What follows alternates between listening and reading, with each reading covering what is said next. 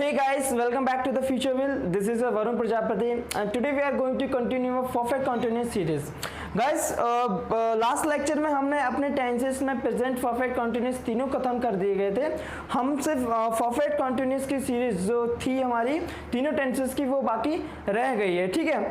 तो बेसिकली हम कहें कि जो हमारा फर्स्ट पार्ट है बेसिक लेवल टेंसेस का, उसे हम आज समाप्त कर लेंगे, ठीक है। तो सबसे पहले हम कुछ चीज़ों को रिकैपिचुलेट कर लेते हैं, देन हम इसको कंटिन्यू करेंगे, ठीक है। देखिए गाइस, हमारे पास दो वर्ड हैं, क्या हमारे पास दो शब्द हैं, परफेक्ट एंड कंटिन्यूस। क्या है? Perfect continuous. लास्ट लेक्चर भी हमने इन दोनों शब्दों को डिफाइन किया था। देखो परफेक्ट इसे कहते हैं कि recently past event, recently past event, यानी कि ऐसे इवेंट जो रिसेंटली अभी खत्म हुए हैं। क्या हुए? ऐसे एक्शंस जो पास्ट में खत्म हुए, रिसेंटली पास्ट में खत्म हुए हैं। और कंटिन्यूस को हमने किस तरीके से समझा था कि रनिंग सिनेरियो, जो कुछ भी चल रहा है हमारे जीवन में वो से हम क्या कहेंगे? कंटिन्यूस। क्या कहेंगे माय डियर? कंटिन्यूस। तो अगर हम परफेक्ट कंटिन्यूस को अगर किसी तरीके से डिफाइन करने की कोशिश करें तो हम क्या कहेंगे कि ऐसे एक्शन जिसका ओरिजिन तो था भैया पास्ट में, क्या था? जिसका ओरिजिन तो था पास्ट में, लेकिन वो चलते चलते प्रेजेंट में आ गया। क्या आ गया मैम? चलते चलते प्रेजेंट में आ गया। यानी कि किसी भी एक्शन का जो ओरिजिन है वो पास्ट में है। क्या माय डियर? किसी भी एक्शन का जो ओरिजिन है वो हमारा पास्ट में, और कंटिन्यू किस में कर रहा है? वो प्रेजेंट में। अभी खत्म नहीं हुआ है, कंटिन्यू कर रहा है प्रेजेंट में, ठीक है। अब एक और चीज कि मैंने ये तो कह दिया कि कोई भी एक्शन का जो ओरिजिन पॉइंट है वो पास्ट में है। अगर मैं आपसे ये पूछूं कि भैया कोई भी एक्शन पास्ट में तो उसका ओरिजिन हुआ था, लेकिन वो उसका समय क्या था, कि उसका समय क्या था, कि भैया ऐसे मान के चलो कि राम खाना खा रहा था, राम खाना खा रहा था, वो किस समय खा रहा था, तो उसका टाइमिंग क्या है? तो यानी कि पास्ट में जो ओरिजिनेशन हुआ है किसी भी एक्शन का, तो उसका टाइम है। उसको टाइम बताने के लिए हमारे पास दो शब्द हैं, यानी कि दो ऑक्सिलरीज हैं, वो हमारे पास सिंस एंड फोर।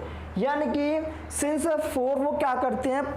सिंस और फोर ये बताते हैं कि कोई भी एक्शन जो पास्ट में हुआ है उसका टाइमिंग क्या है। कोई भी एक्शन जो पास्ट में हुआ है वो उसका टाइमिंग क्या है, चाहे वो निश्चित हो चाहे वो अनिश्चित हो। ये दोनों चीज़ों के बारे में हमने लास्ट लेक्चर में पढ़ लिया है। तो यानी कि लास्ट लेक्चर में हमने क्या किया था? सिंस और फोर के यूजेस को समझा था माय डियर, सिंस और फोर के यूजेस को समझा था। आप जाके वहाँ उस लेक्चर को देखिए, सारे जो कंफ्यूजन है सिंस और फोर को लेकर वो आपकी खत्म हो जाएंगे, ठीक है। अब आगे बढ़ते हैं। चलिए माय डियर, सबसे पहले हम बात करते हैं हम अपने प्रेजेंट की। क्या करते हैं माय डियर? प्रेजेंट की, यानी कि प्रेजेंट परफेक्ट कंटिन्यूअस की। माय डियर क्या करते हैं? Present perfect continuous. अगर हम इसको इस स्ट्रक्चर जाने में, अगर हम इसका स्ट्रक्चर जाने हो किस तरीके से जान सकते हैं? जैसे सब्जेक्ट है प्लस हैज या हैव।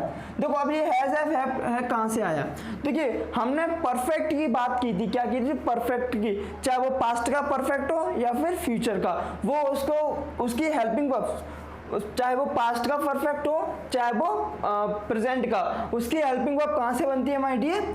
जो हमारे पास जो प्राइमरी वर्ब्स हैं, हमारे पास जो है प्राइमरी वर्ब्स हैं, वहाँ से हम इसको बनाते हैं कि first have, had and then had, ठीक है। अब ये हैड कहाँ से है? देखो हमने क्योंकि परफेक्ट है तो प्रेजेंट के परफेक्ट में फर्स्ट एंड देन पास्ट के परफेक्ट में सेकंड यूज करते हैं। क्योंकि हम बात करें प्रेजेंट के परफेक्ट की तो भैया हम ले लिया हमने हैव। क्या ले लिया? हैव। अब ये हैज कहाँ से आया? इसको हम अलग सेपरेट क्या नाम है लेक्चर में इसकी बात करेंगे, ठीक है। देखो सब्जेक्ट के साथ हैज अब आ गया। अब हम लेंगे बीन। अब ये बीन कैसे आया? हमने क्या नाम है लास्ट लेक्चर में इसके बारे में जान लिया था, ठीक है। बीन के साथ आएगा हमारे पास वर्ब की फोर्थ फॉर्म। अजी फोर्थ फॉर्म कहाँ से आया? क्योंकि हम बात करें कंटिन्यूअस की, इसलिए हम इसको आईएनजी के साथ लेंगे, ठीक है माय डियर। क्योंकि हमें समय भी बताना है तो हम सिंस ऑफ फोर को लेंगे एंड देन ऑब्जेक्ट, ठीक है माय डियर। तो इस तरीके से प्रेजेंट का हमारे पास स्ट्रक्चर तैयार होता है माय डियर। प्रेजेंट का हमारे पास स्ट्रक्चर तैयार होता है, ठीक है। तो कुछ एग्जांपल ले लेते हैं जिसके मदद से हम इस चीज़ को क्लियर कर लेते हैं। जैसे एग्जांपल ले लिया हमने, I have been waiting for 3 days my dear, ठीक है। हमने एग्जाम्पल ले लिया। सब्जेक्ट क्या है हमारा? आई, ठीक है। क्योंकि सिंगुलर, सॉरी क्योंकि आई क्या है प्लूरल है तो हमने ले लिया हैव। देखो सिंगुलर के साथ हम हैज यूज करते हैं, प्लूरल के साथ हैव, ठीक है, क्योंकि ये हमारा प्लूरल है आई, इसलिए हमने हैव यूज किया। बीन ले लिया, वेटिंग यानी वर्ब की फोर्थ फॉर्म, यानी मेन वर्ब के साथ वर्ब की कौन सी फॉर्म आएगी, फोर्थ फॉर्म, ठीक है। और फोर इसलिए ले लिया क्योंकि देखो हमने इसको समझा है कि सिंस और फोर कहाँ यूज करना है, तो ये लास्ट लेक्चर में जाके आपको चीजें क्लियर हो जाएंगी, ठीक है। अगर हम इसी को नेगेटिव बनाने की कोशिश करें तो हम क्या करेंगे माय डियर, हम क्या करेंगे, देखो नॉट लगाने, देखो नेगेटिव बनाने के लिए हम क्या करते हैं, नॉट लगाते हैं, ठीक है। हम परफेक्ट कंटीन्यूअस हमेशा कंफ्यूज रहते हैं कि भैया नॉट कहाँ लगाएं, हम हेल्पिंग वर्ब के पहले लगाएं, हेल्पिंग वर्ब के बाद लगाएं, या मेन वर्ब के जस्ट पहले लगाएं, ठीक है। देखिए इसी चीज को भी हमने लास्ट लेक्चर में डिस्कस किया था कि नॉट को हम कैसे लगाएं। देखो एक चीज यहाँ समझने की आवश्यकता है कि जो बीन हमारा पार्टिकल है माय डियर, क्या है, जो बीन हमारा पार्टिकल वो हमेशा मेन वर्ब के साथ आता है, क्या आता है, मेन वर्ब के साथ आता है, यानी कि जो हमारा पार्टिकल है बीन वो हमेशा मेन वर्ब के साथ आता है, क्या आता है, मेन वर्ब के साथ आता है। तो हमें क्या करना है भैया, इसके साथ कोई छेड़छाड़ी नहीं करनी है, क्या करनी है, छेड़छाड़ी नहीं करनी। और एक चीज हम हमेशा अच्छी तरीके से जानते हैं कि जो नॉट है वो हमेशा हेल्पिंग वर्ब के बाद आती है और मेन वर्ब के पहले आती है, हेल्पिंग वर्ब के बाद आती है और मेन वर्ब के पहले आती है। तो देखो मेन वर्ब के साथ पार्टिकल हमेशा साथ रहता है और हेल्पिंग वर्ब के बाद आता है नॉट, तो हम क्या करेंगे, नॉट को हम क्या लगाएंगे, यहाँ क्या लगाएंगे, नॉट को यहाँ लगाएं। तो हम अगर इसी को नेगेटिव बनाने की कोशिश करें माय डियर, तो हम कैसे बनाएंगे कि I have not been waiting for 3 days, ठीक है। तो चीजें क्लियर होती जा रही है माय डियर कि अगर हम नेगेटिव बनाने की कोशिश करें तो नॉट हम हमेशा पार्टिकल और मेन वर्ब के पहले लगाते हैं, ठीक है माय डियर। लेकिन देखो क्या होता है, परफेक्ट कॉन्टिन्यूस में हमेशा क्या करते हैं, जो ये जो मेन वर्ब है इस चीज को हम हमेशा कॉन्ट्रैक्टेड फॉर्म में लिखते हैं, क्या करते हैं मैम डियर, इस चीज को हमेशा कॉन्ट्रैक्टेड फॉर्म में लिखते हैं, ठीक है। इसको हमेशा हम क्या करते हैं, कॉन्ट्रैक्टेड फॉर्म में लिखते हैं। और कॉन्ट्रैक्टेड फॉर्म में हम क्या करेंगे, इसको समझने के लिए हम भी एक सेपरेट वीडियो तैयार करेंगे आपके लिए, ठीक है।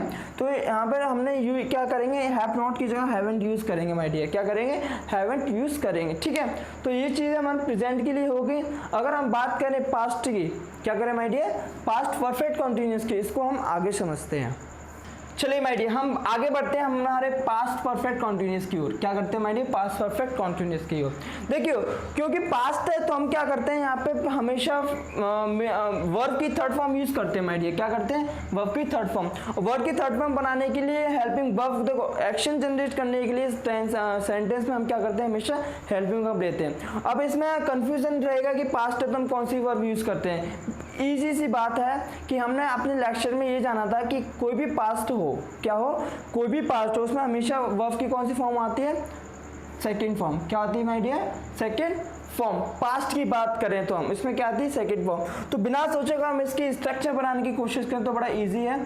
सब्जेक्ट के बाद क्या आएगा मैम, हैड, बीन तो कहीं छोड़ेंगे नहीं हम, ठीक है, प्लस इसका वर्ब का कौन सा फॉर्म आएगा, आईएनजी के साथ सिंस और फॉर, क्योंकि हमें इसके साथ समय भी बताना है माय डियर, देन ऑब्जेक्ट, ठीक है। तो हम इसका स्ट्रक्चर तैयार करने की कोशिश करें तो बड़े इजी तरीके से हमने इसका स्ट्रक्चर तैयार कर लिया माय डियर कि सब्जेक्ट के साथ हम क्या यूज करेंगे, हेड के साथ बीन, क्योंकि कंटिन्यूस है इसलिए हम आईएनजी का यूज करेंगे, और हमें समय बताना है तो हम सिंस और फॉर का यूज करेंगे, ठीक है। इसी को समझने के लिए हम एक एग्जाम्पल की आवश्यक हेल्प लेते हैं। जैसे मैंने लिख लिया, I had been waiting for 3 days। चीज़ें बहुत इजीली क्लियर होती जा रही है माय डियर, ठीक है। अब इसी को हम नेगेटिव बनाने की कोशिश करें तो हम क्या करेंगे, हैड के बाद क्या आएगा माय डियर, नॉट। तो अगर हम इसे कॉन्ट्रैक्टेड फॉर्म में लिखे तो क्या लिखेंगे, हैड, ठीक है। बीन वेटिंग फॉर 3 days, ठीक है माय डियर। तो पास्ट भी हमारा क्लियर हो गया कि अगर हमें नॉट लगाना है तो कहाँ लगाएंगे, तो इसके हेल्प की मदद से, एग्जाम्पल की हेल्प की मदद से हम इस चीज़ को क्लियर कर लिए, ठीक है। अब इसी के साथ हम बढ़ते हैं अपने फ्यूचर की ओर। चलिए गाइस हम बढ़ते हैं अपने लास्ट फ्यूचर की ओर, ठीक है, फ्यूचर परफेक्ट कॉन्टिन्यूस, ठीक है। फ्यूचर परफेक्ट कॉन्टिन्यूस में बनाने के लिए हम क्या करते हैं, इसका अगर स्ट्रक्चर जानने की कोशिश करें तो माय डियर सब्जेक्ट के साथ हम हमेशा, क्योंकि फ्यूचर है तो शैल और विल आएगा ही आएगा, ठीक है। शैल विल आएगा, शैल विल के साथ हम यूज करेंगे have my dear, plus been को यूज़ करना है हमें। बीन के साथ आएगा माय डियर वर्ब की फोर्थ फॉर्म, क्या आएगा वर्ब की फोर्थ फॉर्म। और हमें समय बताना है। देखो बेसिकली हम क्या करते हैं पास्ट और प्रेजेंट में क्या करते हैं सिंस और फॉर की यूज़ करते हैं, लेकिन फ्यूचर में ऐसा नहीं होता। फ्यूचर हम क्या करते हैं हमेशा फ्रॉम का यूज़ करते हैं माय डियर, क्या करते हैं फ्रॉम का यूज़ करते हैं। तो हम क्या यूज़ करेंगे यहाँ पर फ्रॉम, क्या यूज़ करेंगे माय डियर फ्रॉम, ठीक है।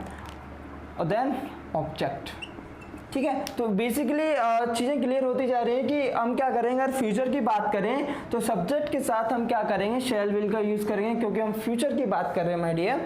हैज़ बीन आएगा दैट वर्ब की फोर्थ फॉर्म, यानी कि क्योंकि कॉन्टिन्यूस है तो वर्ब की फोर्थ फॉर्म आनी है। और हमें समय भी बताना था, हम फ्रॉम यूज़ करेंगे देन ऑब्जेक्ट, ठीक है। अब तो एक एग्जाम्पल की हेल्प लेते हैं जिससे ये भी हमें समझ में आ जाए।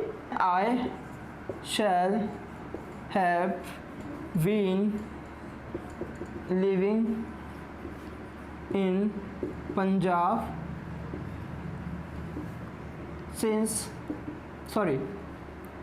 from 1998, ठीक है माय डियर।